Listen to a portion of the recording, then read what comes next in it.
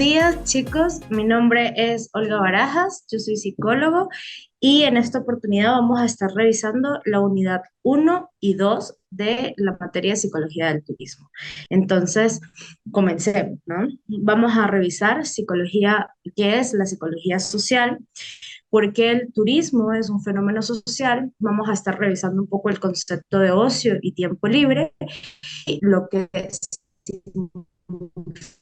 significa el turismo cultural día tiene una gran relevancia, ¿no? Esta clase sea participativa, que bastante he visto que no se han podido conectar pues a la sesión, entonces vía el foro interno de la página podemos ir revisando cosas en las que tengan dudas.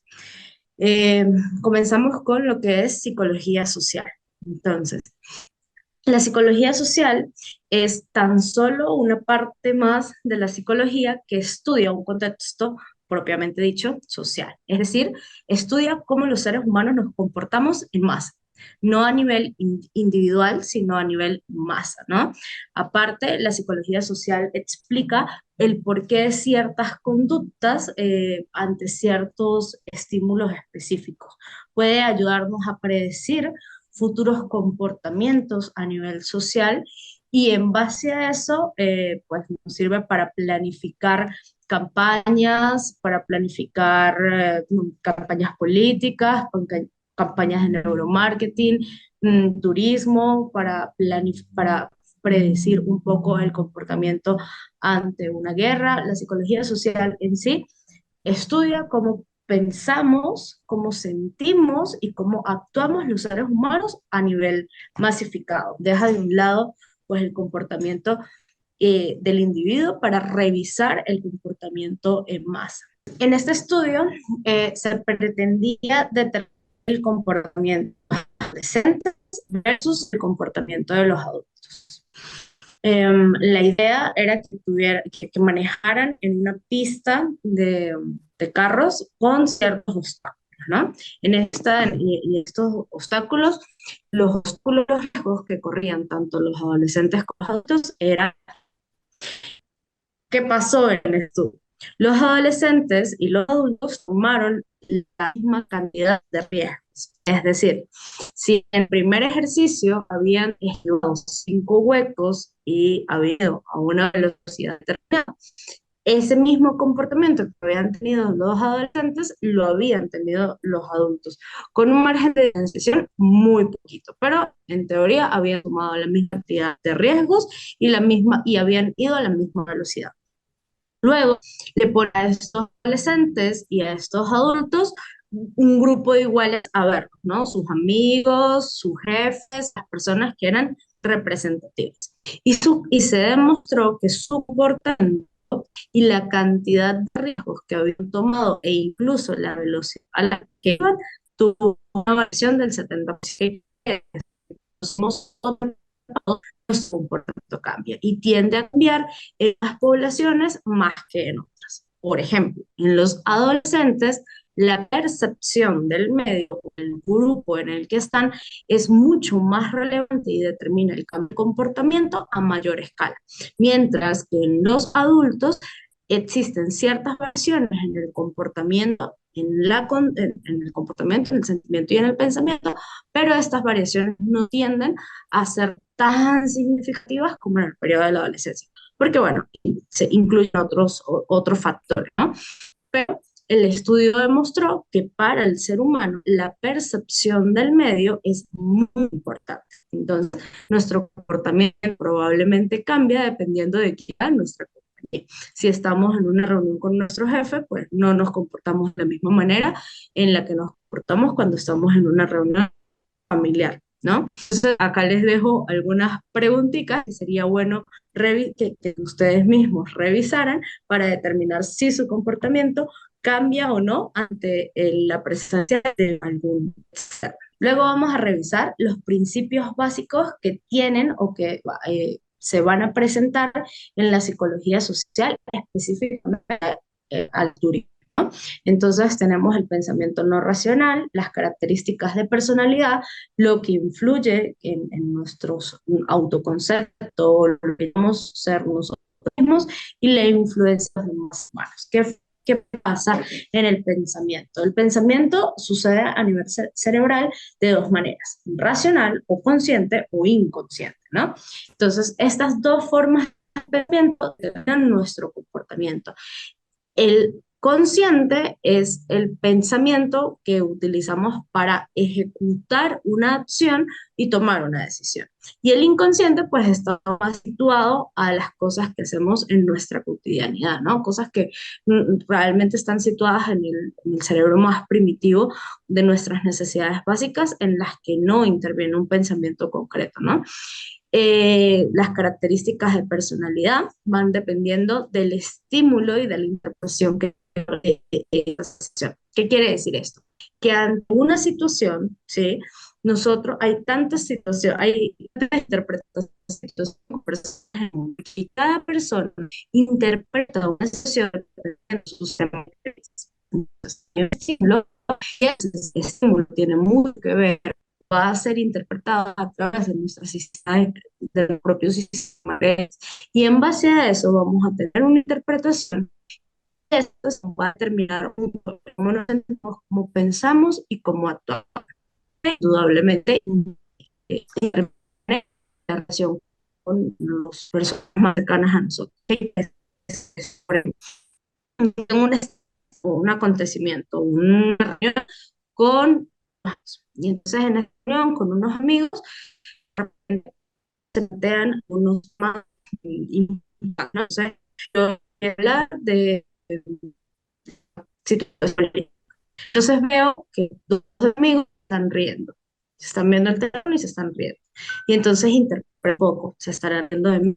Lo que estoy diciendo no es lo adecuado, se están burlando de lo que yo pienso y en base a eso tengo una interpretación. Estas personas se están burlando de mí, me comporto de alguna manera, ¿no?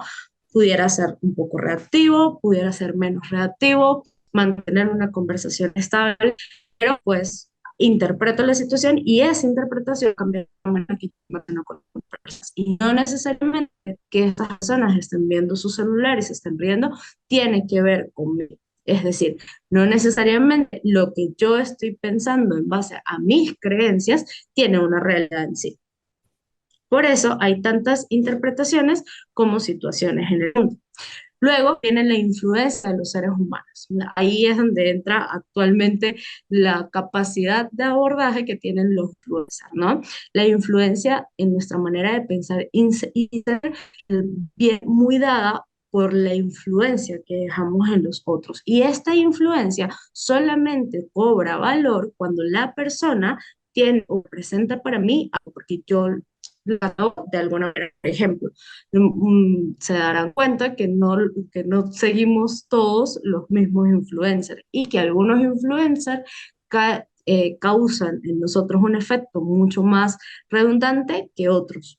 Pues eso viene dado por lo que yo otorgo en este influencer, ¿no? Y así, bueno, esto por nombrarles un caso muy, muy del día a día con el tema de los influencers, pero sucede independiente, antes cuando el tema de los influencers no estaba tan en boga, existían otras cosas, ¿no? Imitábamos a nuestro artista favorito, de música, de películas, nuestras personas de referencia en la cotidiana. La influencia o el comportamiento de las otras personas conecta con algo en mí y me hace seguir ese comportamiento. Luego, viene lo que nosotros somos, ¿no? ¿Y qué es lo que nosotros de todas las creencias o que van fomentando a lo largo del tiempo nuestros rasgos de personalidad? Entonces es importante que los de la psicología los tengamos en cuenta, lo vamos a trabajar más adelante. Entonces, ¿qué es la psicología del turismo? Si sabemos que la psicología social es estudio de la masa, ¿sí? Y sabemos que el estudio de todas las personas, entonces, Pues lo que ustedes contestaran un poco qué es el turismo, ¿no? Ya que ustedes son los que están propiamente en la materia del turismo. Entonces, bueno, ya acá el turismo básicamente es la acción de comprender, la materia que comprende las actividades que realiza una persona durante sus viajes y estancias en lugares distintos a los de su entorno habitual, por un periodo de tiempo consecutivo inferior a un año, fines de negocio, por negocios, por otros motivos turísticos, siempre y cuando no sea desarrollar una actividad. Entonces, el turismo básicamente es entender por qué las personas o por qué las masas se comportan de cierta manera al escoger ciertos destinos y al realizar ciertas actividades a donde van. Entonces, turismo es un sistema complejo que va más allá de solo viajar. La psicología social es un fenómeno o estudia el comportamiento de los fenómenos sociales y entonces la psicología del turismo viene siendo conocer cómo la sociedad que forma parte de un fenómeno identifica los patrones de comportamiento ante determinados lugares, ¿no? Entonces es como la unión de todos esos conceptos que venimos arrastrando desde el inicio, ¿no? Estudiar por qué las personas viajan y por qué entonces creerían ustedes que las personas viajan, ¿ok? ¿Qué es lo que nos hace realmente viajar? Pues lo que realmente nos hace viajar es la motivación, ¿no?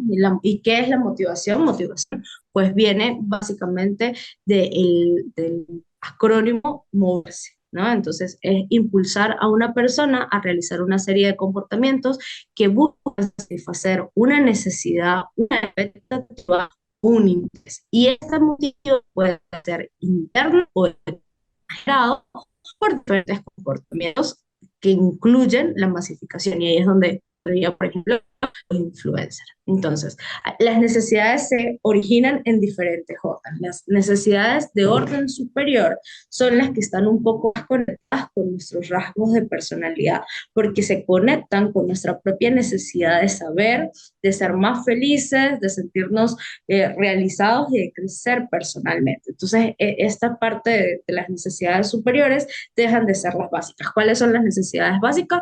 Bueno, las comer, dormir, ir al baño, es en las que no hay pensamiento concreto de base. Y las necesidades de orden superior, pues las que están más relacionadas con llegar a una meta, más que todo refiriéndose a esta pirámide de Maslow que les recomiendo visiten. Luego viene la motivación primaria y la motivación secundaria. Y allí es donde se origina realmente nuestra razón de viajar. Entonces, la motivación primaria,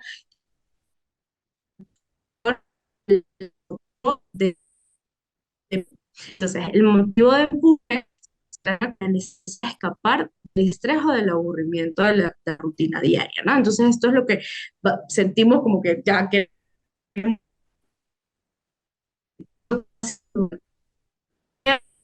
el horario que cumplimos, del acto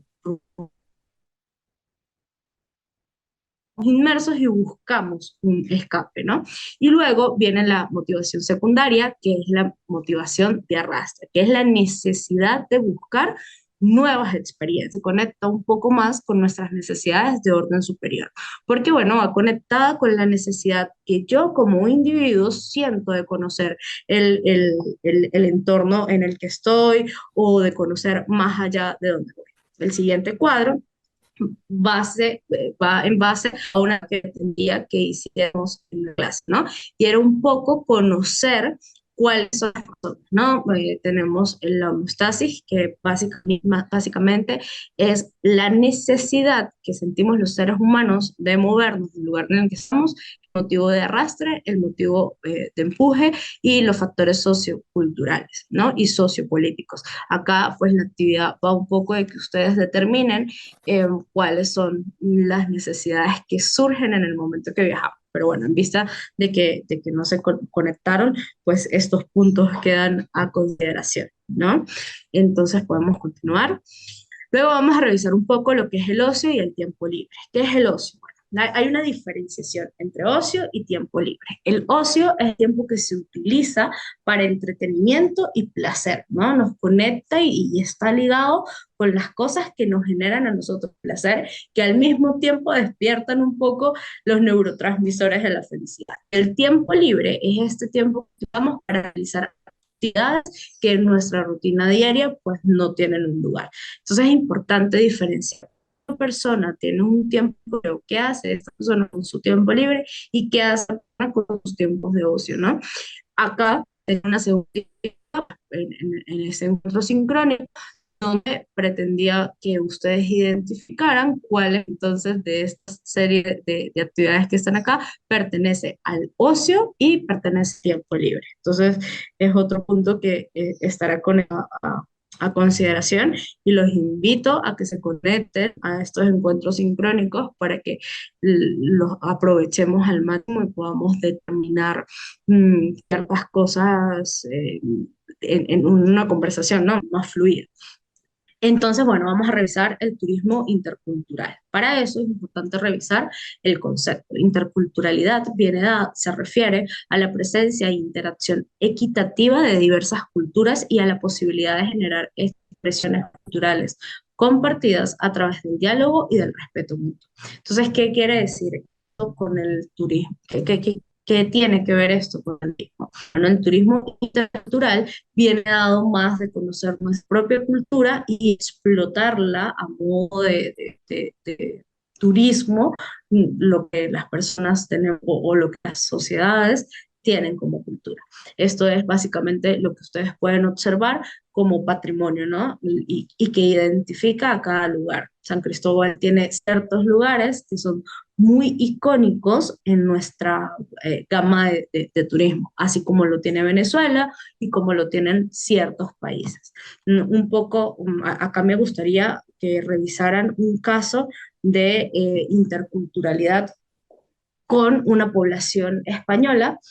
Y esta población es un artículo científico que se hizo para determinar cómo las personas o por qué las personas escogen ciertos destinos y cómo estos destinos a los que van pues tienen que Ok, como estos destinos tienen ciertos lugares a los que las personas van con más frecuencia. Entonces, bueno, tienen la actividad según el cronograma pendiente de subir. Aún no han subido la actividad que equivale al 5% de la materia y cualquier cosa tienen mi número o el número de convenios para que puedan resolver sus dudas. Fue un placer. Hasta luego.